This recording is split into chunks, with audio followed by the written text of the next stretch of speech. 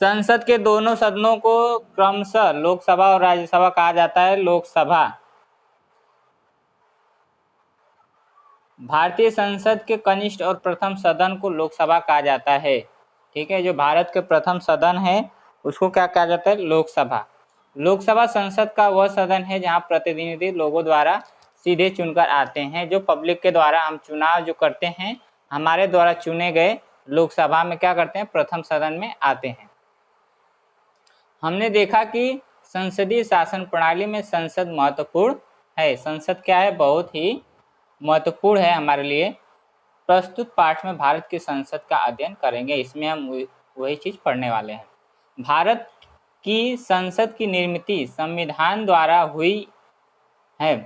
राष्ट्रीय स्तर पर अर्थात संघ शासन प्रणाली के विधानमंडल को संसद कहा जाता है। किसको? राष्ट्रीय अर्थात स्तर पर अर्थात संघ शासन प्रणाली को विधानमंडल संसद कहा जाता है। जो संघ शासन प्रणाली है उसको क्या कहते हैं? संसद कहते हैं। उसके अनुसार संसद के राष्ट्रपति, लोकसभा और राज्यसभा का समावेश होता है। संसद में किसका किसका समावेश होता है? लोकसभा और राज्यसभा का। राष्ट्रपति भारत की संसद के अविभाज्य घटक हैं। कौन से? अविभाज्य घटक मतलब अलग अलग, परंतु वे सदन में उपस्थित रहकर चर्चा में सहभागी नहीं हो सकते हैं। क्या है? वो क्या करते हैं? सारे काम करते हैं लेकिन उन्हें उपस्थित रूप से किसी भी चीज में सहभागी नहीं होने देते हैं। ढूंढो, अभी हम देखते हैं क्या चीज इसमें दिया है। घटक राज्यों को उनकी जनसंख्या के अनुपात में लोकसभा की सीटें मिलती हैं। चुनाव के लिए प्रत्येक राज्य का भौगोलिक चुनाव क्षेत्रों में विभाजन किया जाता है। चुनाव क्षेत्र की जनसंख्या समानतः समान रहती है। चुनाव क्षेत्र की जनसंख्या क्या होती है? पूर्णतः सभी जगहों पे समान पद दी जाती है। विविध राज्यों की लोकसभा में कितनी सीटें हैं? यह अंतर्जाल के माध्यम से ढूंढेंगे। अब इसे क्या कर रहा है कि बता रहे हैं कि कौन से राज्य में कितनी सीटें हैं, उस चीज़ को यहाँ पे बताने की कोशिश कर रहा है। अब महाराष्ट्र में जैसे 48 सीटें दिखा रहे हैं, वैसे गुजरात में देखना है हमें किसके द्वारा? अंतर्जाल मीन्स इंटरनेट के माध्यम से हम वहाँ की जानकारी को प्राप्त करेंगे। देखते हैं। लोकसभा में भौगोलिक चुनाव क्षेत्र पद्धति द्वारा प्रस्थापित को चुनकर भेजा जाता है। लोकसभा का कार्यकाल 5 वर्ष का होता है। जो लोकसभा का चुनाव होता है वो कितने साल के बाद होता है? 5 साल के बाद लोकसभा का चुनाव किया जाता है। लोकसभा के चुनाव हर 5 साल के बाद होते हैं। ये चुनाव सार्वजनिक चुनाव भी कहे जाते हैं। इस चुनाव को क्या कहते हैं? सार्वत्रिक, मतलब हर टाइम पे ये क्या होता है? हर 5 साल के बाद ये हमेशा चेंज होते रहता है। कई बार 5 वर्ष पूर्ण होने से पहले लोकसभा को विसर्जित करने के कई उदाहरण हैं। ऐसे समय करवाए गए चुनावों की मध्यावधि चुनाव कहते हैं। इस चुनाव क्या कहते हैं? मध्यावधि। कभी कभी क्या होता है कि किसी कारणवश अगर विपक्षी दल में कुछ हो गया होता है तो उसमें क्या होता है? उसमें कभी कभी बीच में ही चुनाव उनको करना पड़ता है। 5 साल से पहले लोकसभा देश के लोगों का प्रतिनिधित्व करने वाली सदन है। क्या है? उनके द्वारा बनाए गए एक सदन। संविधान के अनुसार लोकसभा की अधिकतम सदस्य संख्या 552 होती है। अब लोकसभा में कितनी संसद होती है? 552। हमारे देश के सभी समाज घटकों के प्रतिनिधित्व मिले हैं। समाज के सभी, इसलिए अनुसूचित जाति और अनुसूचित जनजाति के लिए आरक्षण दिया गया है। इसमें क्या है? कास्ट वाइज अनुसूचित जाति और अनुसूचित जनजाति के लिए भी आरक्षण अलग से सीटें दी गई हैं। तथा एंग्लो इंडिया समाज को उचित प्रतिनिधित्व न मिलने पर राष्ट्रपति इस समाज के 2 प्रतिनिधित्व को लोकसभा के मनोनीत कर सकते हैं। क्या कर सकते हैं? मनोनीत। लोकसभा के जो सामाजिक कार्यतर हैं तो उन सारे चीज़ों को कार्यरत बनाए रखते हैं। राज्यसभा आप देखेंगे, राज्यसभा को भारतीय संसद का वरिष्ठ और द्वितीय सदन कहा जाता है। लोकसभा को कौन सा सदन कहा जाता है? फर्स्ट, और राज्यसभा को द्वितीय सदन कहा जाता है। राज्यसभा भारतीय संसद का वह सदन है जहां प्रत्याशी अप्रत्यक्ष रूप से चुनकर आते हैं। राज्यसभा भारतीय संघ राज्य के 29 घटक राज्य और 7 संघ शासित प्रदेशों का प्रतिनिधित्व करती है। अब राज्यसभा में क्या होता है? जैसे इसमें 29 घटक और 7 संघ शासित प्रदेशों के द्वारा प्रतिनिधित्व बनते हैं। अब जैसे हम लोग क्या देखते हैं, 29 क्या है हमारा घटक?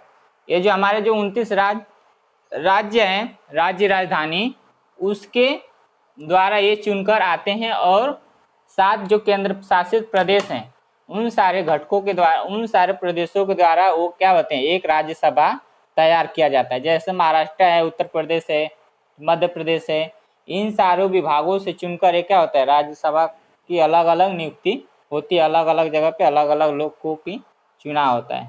ठीक है, इसका अर्थ यह है कि राज्यसभा के घटक राज्यों के प्रतिनिधि सदस्य के रूप में कार्य करते हैं। किसके द्वारा? राज्य के प्रतिनिधि सदस्यों के रूप में कार्य करते हैं। राज्यों के जो नियम कानून कायदे होते हैं उसके हिसाब से वो लोग क्या करते हैं, सारे चीज़ों की देखरेख करते हैं।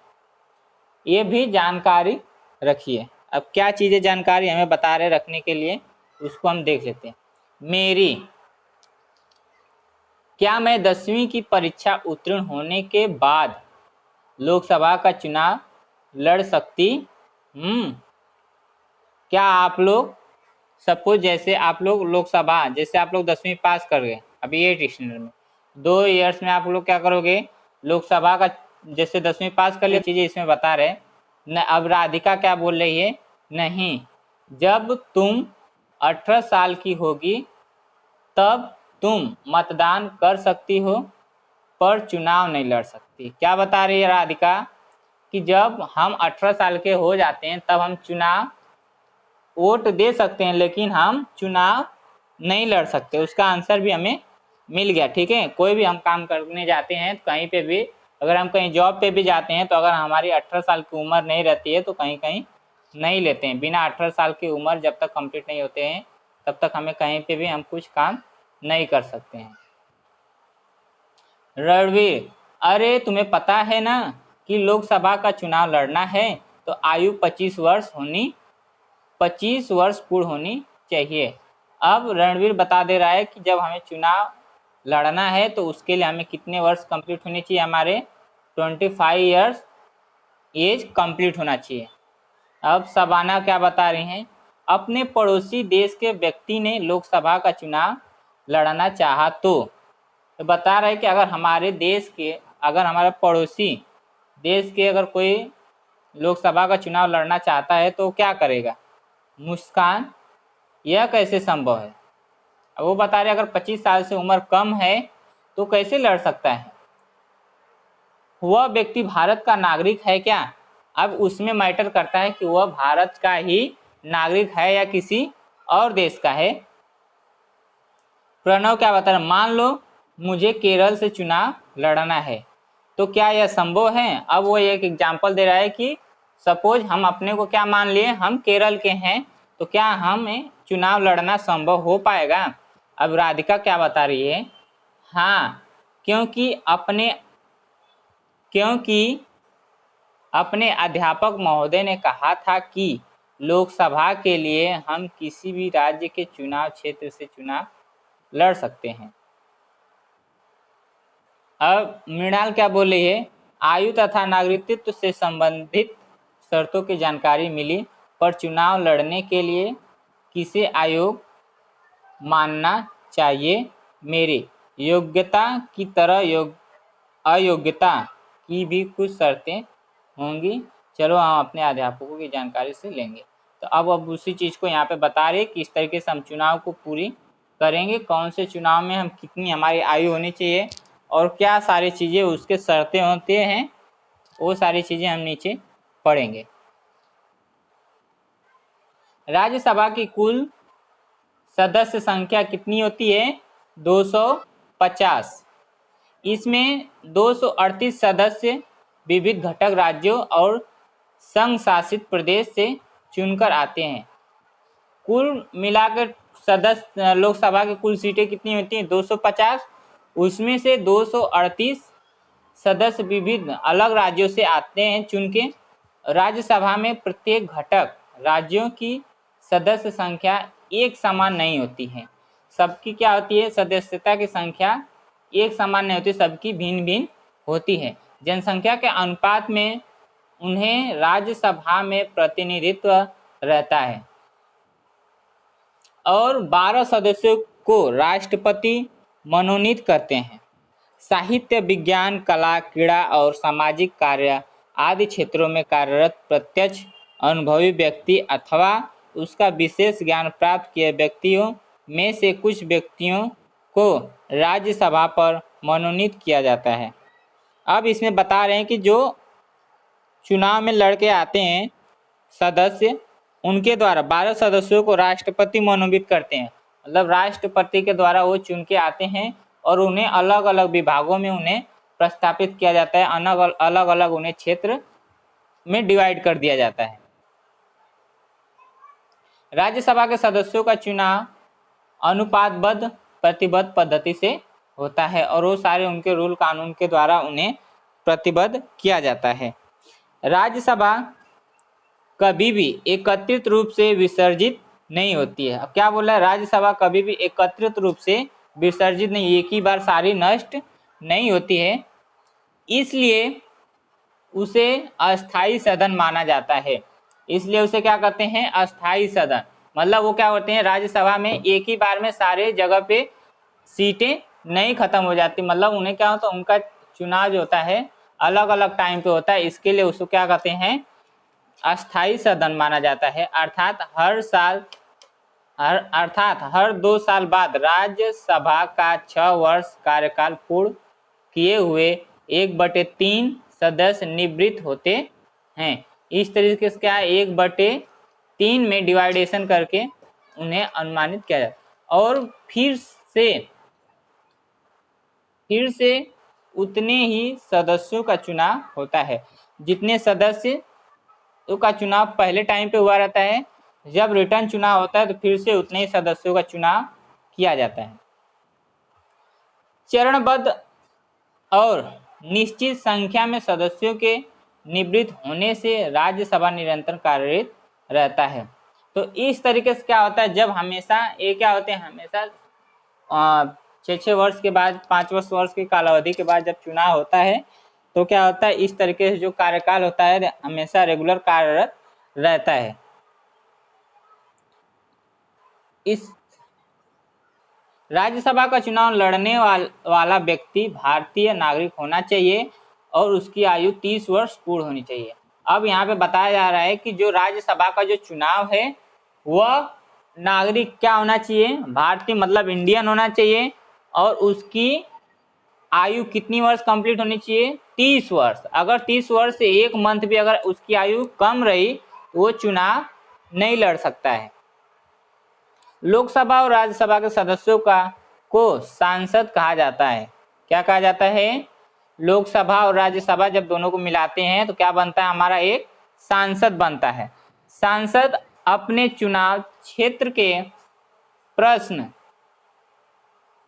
समस्याएं लोकसभा में प्रस्तुत कर उन्हें हल करवाने की कोशिश करते हैं। अब जो क्या है, लोगों की समस्याएं हैं, दोनों लोगों के द्वारा क्या होती है? सहमति से उन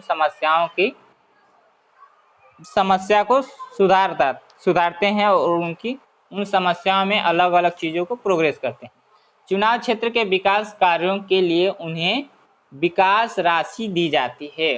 उन्हें क्या दिया जाता है? विकास, यानी कि आप अपने लोकसभा में विकसित एरिया बना सकते हो।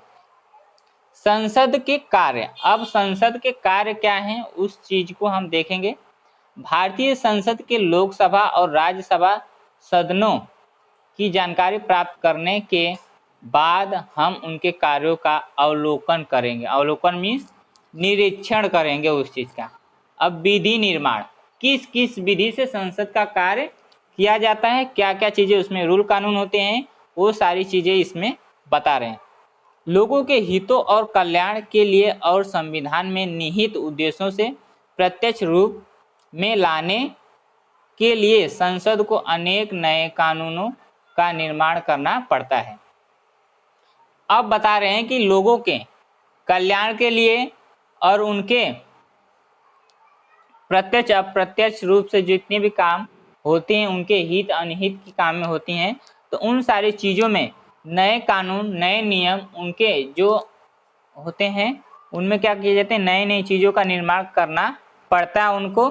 साथ ही काल बाह्य कानून रद्द करने पड़ते हैं और जो पहले के जो कार्यकाल के जो कानून होते हैं उन्हें क्या करना पड़ता है, खत्म करके नियम दूसरा बनाते हैं। और साथ ही काल बाह्य कानून को रद्द करना पड़ता है।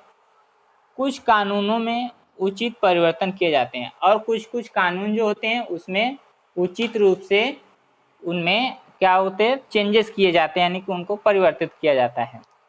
संविधान में ही कानून निर्मित की प्रक्रिया स्पष्ट की जाती है।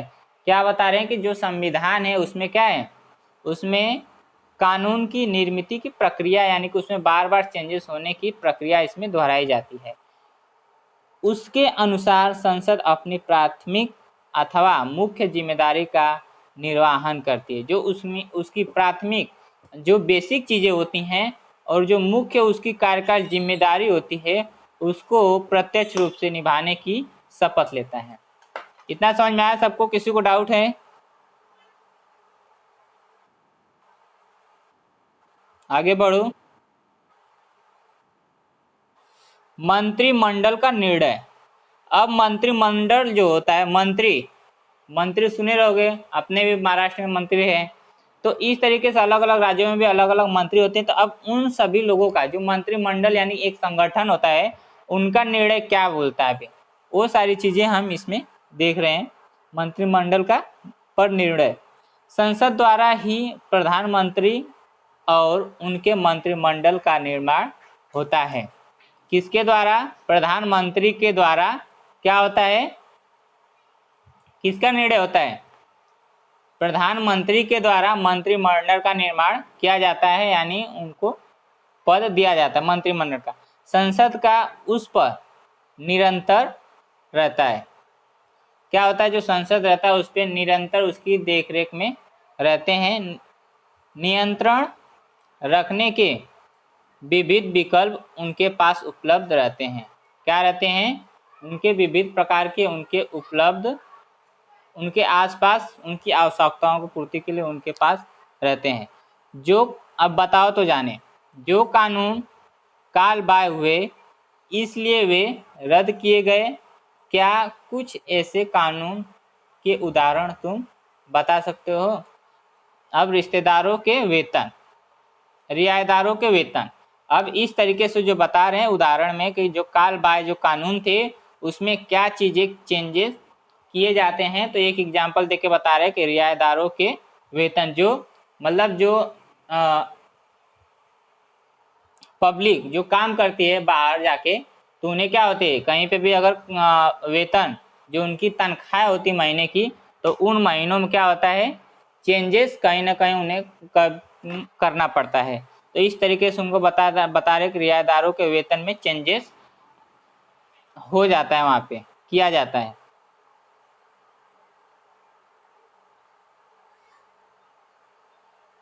संसद को उपेक्षित करके मंत्रिमंडल कार्य नहीं करेगा, यह देखने का दायित्व संसद पर है। अब क्या बता रहे हैं, संसद को उपेक्षित करके मंत्रिमंडल कार्य नहीं करेगा, यह किसका दायित्व बनता है? संसद का। मंत्रिमंडल को बोल रहा है कार्य नहीं करेगा, तो उसकी जिम्मेदारी, देखरेख करने की जिम्मेदारी किसका है? संसद का। अब संविधान संशोधन, संविधान जो बनाए थे अब उसमें क्या चीज़ें संशोधित किया गया, क्या चीज़ें उसमें थी, उसमें से कौन सी चीज़ें उसमें से निकाली गई और कौन से उसके नियम और कानून को फॉलो नहीं किया गया, वो सारी चीज़ें हम यहाँ पे देख रहे हैं। भारत के संविधान में कुछ परिवर्तन करने हो तो संसद उस संदर्भ में निर्णय लेती है। संविधान में संशोधन करने का प्रभाव महत्वपूर्ण रहता है। क्या रहता है? उस पर प्रभाव हमेशा जमाए रहते हैं अपना। संसद उसकी आवश्यकता पर चर्चा करके इस प्रस्ताव को स्वीकार या अस्वीकार किया जाए इसका निर्णय लेती है। क्या होता है? स्वीकार और अस्वीकार का निर्णय कौन लेता है? संसद। मतलब आपका कोई काम करना है या नहीं करना है, वो उसका निर्णय कौन ले सकता है? संसद। भारत के संविधान में संशोधन करने की निम्न पद्धतियां हैं। अब जो भारत में है, अब कौन से रूल बता रहे हैं यहाँ पे कि जो उसके संविधान में जो संशोधन करना है उसमें अनेक सारी चीज़ों की पद्धति बताई गई है। कौन कौन सारी, अब इसको हम देखेंगे। भारतीय संविधान में कुछ प्रावधान संसद के सामान्य बहुमत से बदल दिए जाते हैं। जो सामान्य बहुमत है उसमें बदलाव लाते हैं। कुछ प्रावधानों के लिए विशेष बहुमत और उनके कुछ विशेष सीटें दी जाती हैं, उनकी बहुमत की आवश्यकता होती है। कुछ प्रावधान विशेष बहुमत तथा आधे घटक राज्यों की मान्यताओं से बदल दिए जाते हैं। जो जब उनकी कभी कभी क्या होता है कि आधा कालावधि खत्म होता है, तब वहाँ से उनकी राज्य की जो मान्यताएं होती हैं वहाँ पे चेंजेस किए जाते हैं। लोकसभा के अध्यक्ष, अब वहाँ पे लोकसभा के अध्यक्ष चुने जाते हैं। अब किस तरीके से लोकसभा के जो अध्यक्ष चुने जाते हैं उनमें किस तरीके से कानून बनाया जाता है। लोकसभा के चुनाव के बाद पहली सभा में लोकसभा के सदस्य अपने में से एक सदस्य ही अध्यक्ष के रूप में नियुक्त करते हैं। अब जो लोकसभा का जो चुनाव जब करते हैं तो जितनी उनकी पदें आती हैं उन्हीं में से एक को क्या होता है, उसमें से अध्यक्ष बनाया जाता है तथा और एक सदस्य के उपाध्यक्ष के रूप में नियुक्ति की जाती है और उसी में से एक उपाध्यक्ष की भी नियुक्ति की जाती है। नियुक्ति लोकसभा के अध्यक्ष के मार्गदर्शन और निर्माण में लोकसभा की कार्यवाही करती है। कौन करता है उसकी कार्यवाही? लोकसभा, यानी कि देख रेख उसकी सारी लोकसभा ही करती है। लोकसभा भारतीय जनता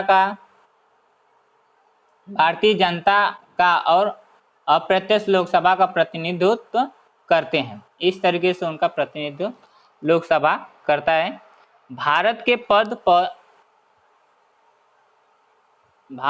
पद पर चयन होने के बाद अध्यक्ष को निष्पक्ष रूप से सदन की कार्यवाही चलानी पड़ती है।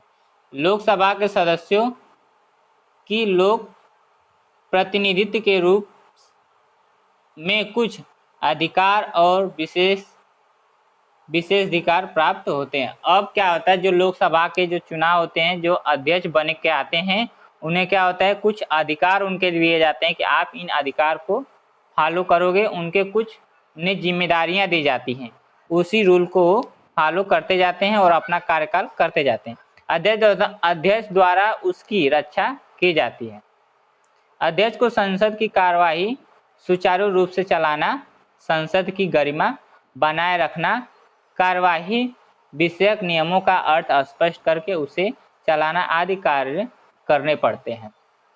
अब सारी जिम्मेदारी किसकी आ गई? संसद की। लोकसभा में जितने कार्य होते हैं तो सबकी देखरेख करना अध्यक्ष, जो लोकसभा का अध्यक्ष बने रहते हैं, उनकी देखरेख अध्यक्ष लोकसभा की करते हैं।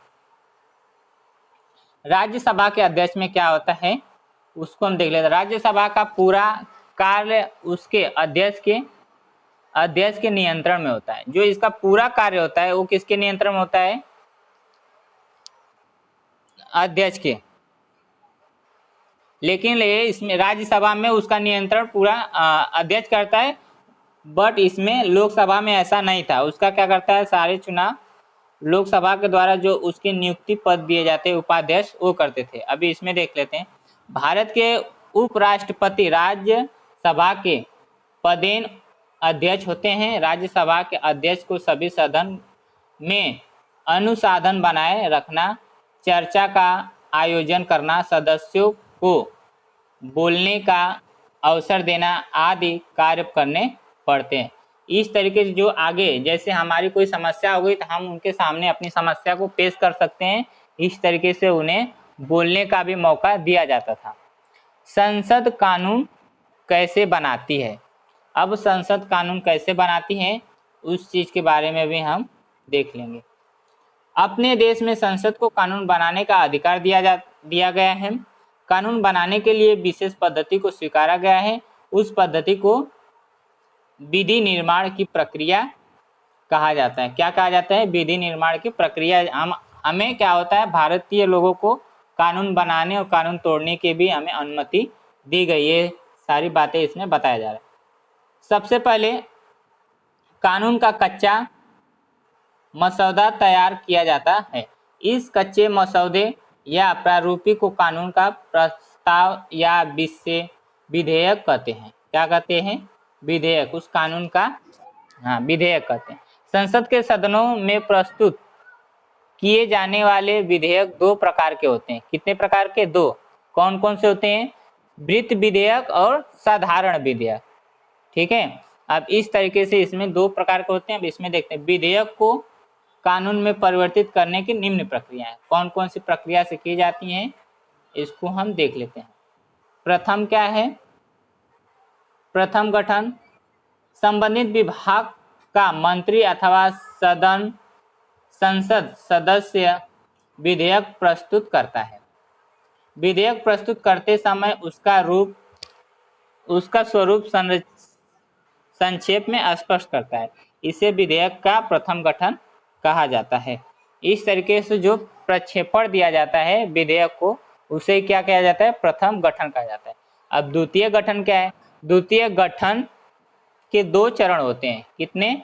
दो चरण में द्वितीय गठन को भी डिवाइड कर दिया गया। पहले चरण में विधेयक के उद्देश्य पर चर्चा की जाती है और सदन के सदस्य विधेयक के बारे में अपना मत व्यक्त करते हैं। इस तरीके से अपना मत को भी व्यक्त करते हैं। विधेयक के समर्थक भी विधेयक का समर्थन करते हुए अपना मत व्यक्त करते हैं, तो उसका विरोध करने वाले विधेयक में जो कमियां और दोष हैं उन्हें स्पष्ट करते हैं। सदन में विधेयक पर चर्चा होने के पश्चात आवश्यकता महसूस होने पर विधेयक एक समिति को भेज दिया जाता है। समिति उस विधेयक को निर्देश बताने के लिए सूचना और संशोधन का प्रतिवेदन को भेज देती है। उसके पश्चात दूसरी पठन में दूसरे चरण की शुरुआत होती है। इस चरण में विधेयक की धाराओं पर चर्चा होती है। संसद कुछ संशोधन सुझाव करते हैं, तत्पश्चात उस पर सदन में मतदान लिया जाता है। इस तरीके से उसमें क्या किए जाते हैं? सारे चर्चित किए जाते हैं। उसके द्वारा संसद को बताया जाता है कि आपकी समस्या का निर्धारण ऐसे ही किए जाते हैं। किसे कहते हैं? तृतीय गठन के समय विधेयक पर फिर से संक्षेप में चर्चा की जाती है। विधेयक की मजबूरी प्रस्ताव पर मतदान लिया जाता है। विधेयक को आवश्यकता बहुमत से मंजूरी मिलने पर सदन द्वारा विधेयक पराजित हुआ ऐसा माना जाता है। इस तरीके से वो सारे कार्यकाल को पूर्ण करने की अनुमति देते हैं। संसद के दूसरे सदन में भी विधेयक उपयुक्त सभी प्रक्रियाओं से गुजरता है। दोनों सदनों द्वारा विधेयक को मंजूरी मिलने पर पश्चात उसे मंजूरी का राष्ट्रपति के पास भेजा जाता है। अगर किसी को मंजूरी नहीं मिलती है, उसकी जो कमी रहती है उसकी पूरी नहीं होती है, तो उसे किसके पास भेजा जाता है? राष्ट्रपति के पास।